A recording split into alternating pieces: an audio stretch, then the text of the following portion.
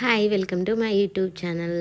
So ఈ వీడియోలో మనం మటన్ ఫ్రై ఎలా చేసుకోవాలో చూసేద్దాం. చాలా సింపుల్గా అండ్ వంట రాని వాళ్ళు కూడా చాలా ఈజీగా చేసుకోవచ్చు ఈ మటన్ ఫ్రైని. సో మనమైతే ఫస్ట్ ప్యాన్ పెట్టుకొని అందులో కొంచెం ఆయిల్ వేసేసుకొని మనము ఆయిల్ హీట్ కాగానే చిన్న చిన్న పీసెస్గా మటన్ పీసెస్ని చేసుకొని ఇందులో వేసేసుకోవాలి. సో ఇలా వేసేసుకున్న తర్వాత ఆయిల్ అంతా పీసెస్కి పట్టేటట్టు ఒకసారి మిక్స్ చేసుకోవాలి. ఇలా మిక్స్ చేసుకున్న తర్వాత మనం దీనిపైన ప్లేట్ పెట్టాము, ఎందుకంటే మనం ఫ్రై చేసుకుంటున్నాం కాబట్టి. సో దీన్ని మీడియం ఫ్లేమ్లో కుక్ చేసుకోవాలి మనము. సో మీడియం ఫ్లేమ్లో కుక్ చేసుకుంటూ మనము 1 మినిట్కి ఒకసారి మిక్స్ చేస్తూ ఉండాలి పీసెస్ని గోల్డెన్ కలర్ వచ్చేదాకా.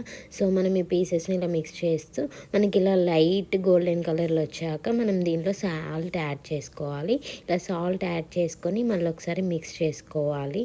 మిక్స్ చేసుకున్న తర్వాత ఇందులో మనం కొంచెము అల్లం పేస్ట్ని యాడ్ చేస్తున్నాము.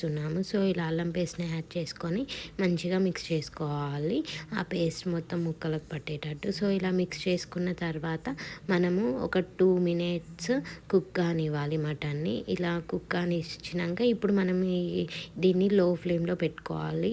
అల్లం పేస్ట్ వేసినప్పుడు ఇలా లో ఫ్లేమ్లో పెట్టుకొని కుక్ చేసుకోవాలి. కుక్ చేసుకున్న తర్వాత మనం 2 మినిట్స్ తర్వాత ఇందులో చిల్లీ పౌడర్ వేసుకుంటాము. సో ఇప్పుడు మనం ఇందులో కొంచెం చిల్లీ పౌడర్ వేసుకుంటున్నాము. ఇలా చిల్లీ పౌడర్ వేసుకొని మళ్ళీ ఒకసారి ఇలా మిక్స్ చేసుకోవాలి. ఇలా మిక్స్ చేసుకున్న తర్వాత లాస్ట్ అండ్ ఫైనల్గా మనం కొరియాండర్ పౌడర్ కూడా వేసేస్తున్నాము. మన మటన్ ఫ్రై ఆల్మోస్ట్ కంప్లీట్ అయిపోయింది.